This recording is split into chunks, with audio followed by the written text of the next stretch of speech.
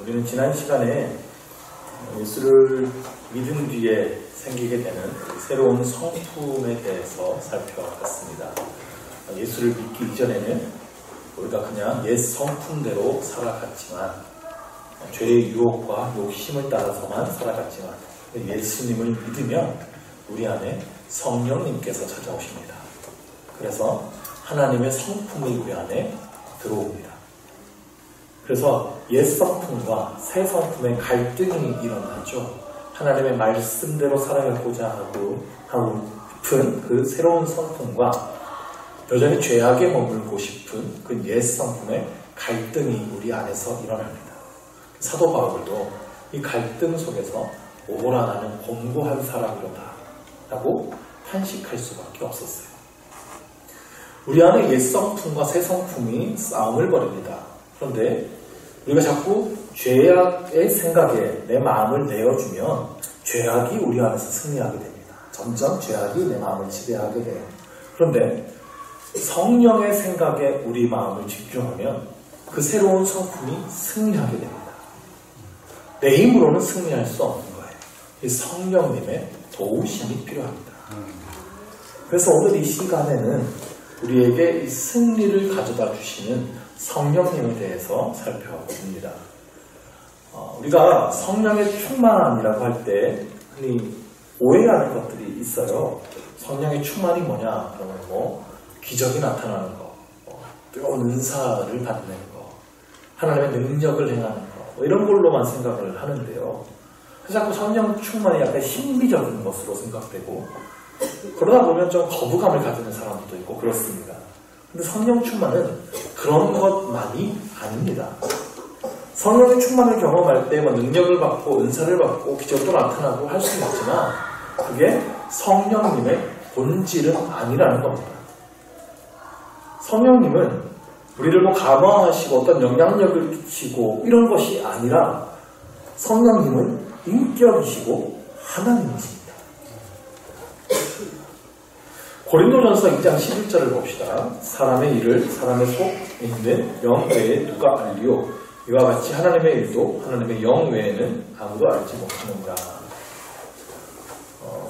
성령님에 대한 설명을 하고 있는 건데요. 저희가 지금 이렇게 서로 마주보고 있지만 제가 지금 여러분들이 무슨 생각을 하고 있는지, 어떤 마음으로 이곳에 와 계신지 저는 알 수 없습니다. 여러분의 인생의 자세한 사정도 제가 다 알지 못합니다. 근데 여러분의 안에 있는 그 영은 알죠. 여러분의 안에 있는 영은 여러분의 사정이 어떤지, 여러분 생각이 어떤지 다 알고 있습니다. 마찬가지로 하나님의 일은 하나님의 영 외에는 알 수 없다는 거예요. 하나님의 영은 성령님이죠. 성령님만이 하나님의 일을 아십니다. 그러므로 우리가 성령으로 충만하면 하나님의 영이 우리 안에 계시기 때문에 하나님의 일을 알 수 있는 거예요. 하나님의 뜻이 무엇인지를 알 수 있습니다. 성령님은 하나님의 일을 아시는 분이십니다. 또 한 가지 에베소서 4장 30절은 이렇게 말씀합니다. 하나님의 성령을 근심하게 하지 말라. 그 안에서 너희가 구원의 날까지 인치시기 바랍니다. 성령을 근심하게 하지 말라고 말씀하세요. 여기서 근심한다라는 단어는 다른 뜻으로 슬퍼한다라는 의미도 있어요. 우리가 범죄하면 하나님은 화내시기보다 먼저 슬퍼하세요. 우리를 정말 아끼고 사랑하시기 때문입니다. 우리가 죄악의 길로 달려가는 것에 대해서 슬퍼하십니다. 성령님은 근심하기도 하시고 슬퍼하기도 하시는 분이세요. 또 한 가지 사도행전 16장 7절에 보니까 무시아 앞에 이르러 비두니아로 가고자 했을 때 예수의 영이 허락하지 아니하시는지라. 사도 바울이 전도 여행을 떠나고 있어요. 바울이 아시아 지역에 복음을 전하고자 했습니다. 그런데 성령께서 허락하지 않으셨어요. 예수의 영 또한 성령님입니다. 사도 바울은 아시아로 가려고 무지하게 애를 썼습니다. 그런데 성령께서 자꾸 길을 막으세요. 하나님의 다른 계획이 있었기 때문입니다. 성령님은 사도 바울을 유럽으로 인도하셨습니다. 지금까지 살펴본 말씀에 의하면 성령님이 하나님의 뜻을 아세요. 그리고 성령님이 슬퍼하기도 하세요. 그리고 성령님이 허락하기도 허락하기도 하시고 허락하지 않으시기도 하십니다. 그러니까 지정의를 소유하신 분이세요. 그러니까 성령님은 단순히 능력이 아니라 인격이시고 하나님인 겁니다. 예수님께서는 성령님을 이렇게 소개하셨습니다. 요한복음 14장 16절에 내가 아버지께 구하겠으니 그가 또 다른 보혜사를 너희에게 주사 영원토록 너희와 함께 있게 하리니, 성령님을 보혜사라고 소개하셨어요. 보혜사라는 말이 한자로 푼 건데 은혜로 보호하는 스승이라는 뜻이에요. 헬라어 원어로는 보혜사는 말이 파라클레토스라는 말을 사용하는데 보험을 베풀기 위해 부름받은 자라는 뜻입니다. 그러니까 보통 근데 이 단어를 변호사나 법률 자문가에게 이 말을 썼어요. 그래서 영어 성경에는 이 보혜사라는 단어를 카운슬러라고 표현합니다. 카운슬러라고 하면 상담하시는 분, 조언자라는 뜻이죠. 그래서 성령님은 곁에서 우리를 도와주시는 분, 우리의 위로자, 우리의 조언자이십니다. 그게 바로 보혜사라는 단어가 가지고 있는 뜻이에요. 성령님은 우리의 곁에서 우리를 도우시는 분이세요. 때로는 위로하시고요, 때로는 조언해 주시기도 하십니다. 자, 그러면 구체적으로 이 성령께서 우리를 어떻게 도우실까요? 로마서 8장 9절에 보니까 만일 너희 속에 하나님의 영이 거하시면 너희가 육신에 있지 아니하고 영에 있나니 누구든지 그리스도의 영이 없으면 그리스도의 사람이 아니라. 그러니까 우리가 읽었던 말씀입니다. 너희 속에 하나님의 영이 거하시면이라고 했습니다. 누구든지 그리스도의 영이 없으면 하나님의 사람이 아닌 겁니다. 그러니까 그리스도의 사람이란 우리 그리스도인들, 예수님을 믿는 사람들을 다 말하는 겁니다. 예수님을 믿는 사람이라면 성령님이 그 안에 다 계신 겁니다. 여러분 안에 성령님이 다 계시다는 겁니다. 네. 그리스도인들요, 내 안에 성령님이 계신다는 사실을 잘 믿지 못하는 경우가 있어요. 내가 막 은혜로 충만하고 막 눈물이 나고 막 가슴이 뜨거움이 있고 막 이러면 성령님이 내 안에 계시다는 것을 믿어요. 아, 진짜 내 안에 성령님 계시는구나. 근데 은혜가 좀 떨어지고 요즘에 가슴에 좀 뜨거움이 없고 좀 믹스해서 것 같고 신앙생활을 열심히 좀 덜 할 것 같고 그러면 성령님이 내 안에 안 계신가? 라고 우리가 생각하게 되거든요. 근데 우리는 성경대로 믿어야 돼요. 하나님을 믿는다는 것, 말씀이 믿어지는 것, 예수를 주로 고백하는 것 다 성령님의 역사입니다. 성령님이 아니고는 예수를 주로 고백할 수가 없다고 그랬어요. 성령님이 아니고는 말씀이 믿어지지 않습니다. 내가 말씀이 믿어지고 예수님이 나의 주인이라는 것이 정말 내가 고백되어진다면 우리 모두에게는 성령님께서 함께 계시는 겁니다. 근데 이 차이는 있어요. 성령님이 계시는 거하고 성령으로 충만한 건 달라요. 다른 문제예요. 충만함은 우리의 마음을 완전히 사로잡는 상태를 의미합니다. 내 마음에 가득한 거예요. 성령님께 우리의 마음이 완전히 사로잡히는 겁니다. 그래서 우리의 죄된 마음, 죄된 생각, 죄된 습관들을 완전히 바꾸어 주시는 겁니다. 그리고 하나님의 말씀대로 살아갈 수 있는 능력을 마구 우리에게 부어주시는 상태죠. 성령의 충만이에요. 저수지에 물이 있는데 그냥 물이 있는 거하고 충만하게 있는 건 완전 다른 거죠. 물이 바닥을 보이게 있어도 물이 있으면 있는 거예요. 근데 충만하게 있는 건 다른 문제죠. 저수지만 만들어 놓으면 뭐합니까? 물이 충만하게 채워줘야죠. 우리 심령도 마찬가지입니다. 우리 심령에 성령님께서 계시는데 성령으로 충만하게 채워져야 돼요. 그래야 우리가 성도답게 살아갈 수 있게 되는 겁니다. 근데 내가 성령으로 충만하지 않다고 내 안에 성령이 계시지 않는 건 아니에요. 성령님은 예수를 믿는 우리 모두에게 함께 계십니다. 그 안에 거하시면서 우리를 끊임없이 도우시고 계시는 거예요. 끊임없이 말씀하시고 점점 우리 안에서 성령님의 지배가 늘어나기를 원하시고 그래서 우리 안에 죄와의 싸움에서 성령님이 이기기를 원하시고 그래서 점점 우리가 하나님께 마음을 드려야 되는 것이죠. 또 한 가지 로마서 8장 16절에 보니까 이렇게 증거합니다. 성령이 우리의 영과 더불어 우리가 하나님의 자녀인 것을 증언하시나니. 성령께서 친히 우리의 영과 함께 계신다라고 또 표현하죠. 더불어 계십니다. 그러면서 우리가 하나님의 자녀라는 것을 증언하신다 그랬어요. 보혜사라는 단어가 법정에서 쓰이는 단어라고 말씀드렸죠. 사탄이 끊임없이 우리를 죄인으로 고발합니다. 그럼 죄 졌잖아. 어째도 그런 죄 졌잖아. 저 죄 있잖아. 고발하는데요. 성령께서 우리를 변호하신다는 거예요. 정죄하지 못하게 하는 거예요. 이 사람은 하나님의 자녀가 맞다는 거예요. 성령님은 그렇게 우리 안에서 우리를 보호하시고 변호하십니다. 이 로마서 8장 16절에 바로 전 구절 8장 15절을 보면 우리가 하나님을 아빠, 아버지라고 부르신다고 말씀합니다. 이 8장 16절에 바로 다음 구절인 17절을 보면 우리는 하나님의 상속자라고 말씀합니다. 그러면 성령님이 우리가 하나님의 자녀인 것을 증언하신다라고 여기 기록되어 있으면 이런 의미인 거예요. 성령님은 하나님과 우리 사이의 관계를 이어주시는 분입니다. 아버지와 자녀된 관계. 우리가 하나님의 상속자 된다는 것을 보증해 주시는 분이 바로 성령님이라는 거예요. 또 한 가지 성령님의 역할이 돼요. 사도행전 1장 8절 유명한 말씀이죠. 같이 한번 읽을까요? 오직 성령이 너희에게 임하시면 너희가 권능을 받고 예루살렘과 온 유대와 사마리아와 땅끝까지 이르러 내 증인이 되리라 하십니다.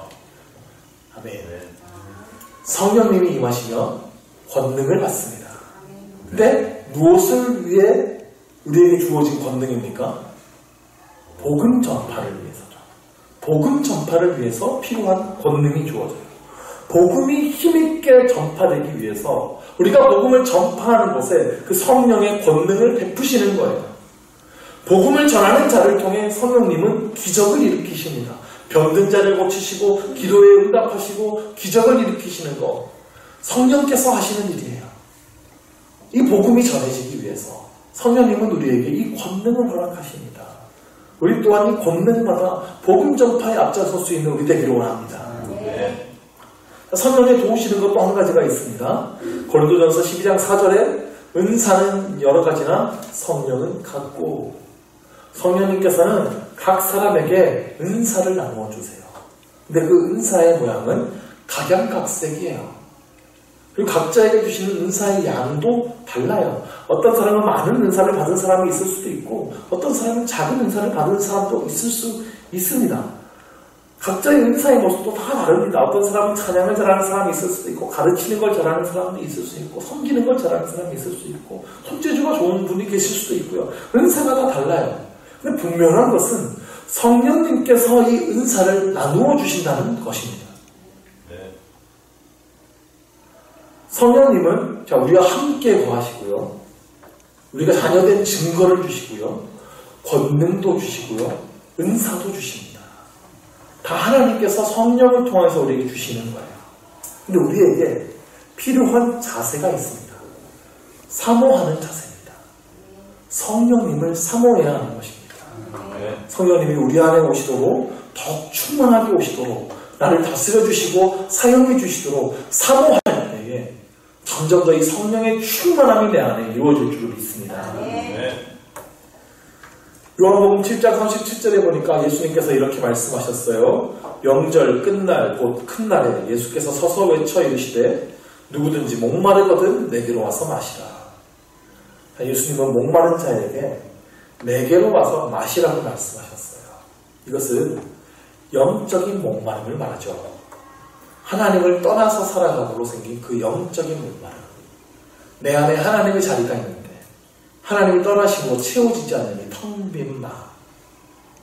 이 하나님의 은혜에 대한 목마름이 있어야 된다는 겁니다.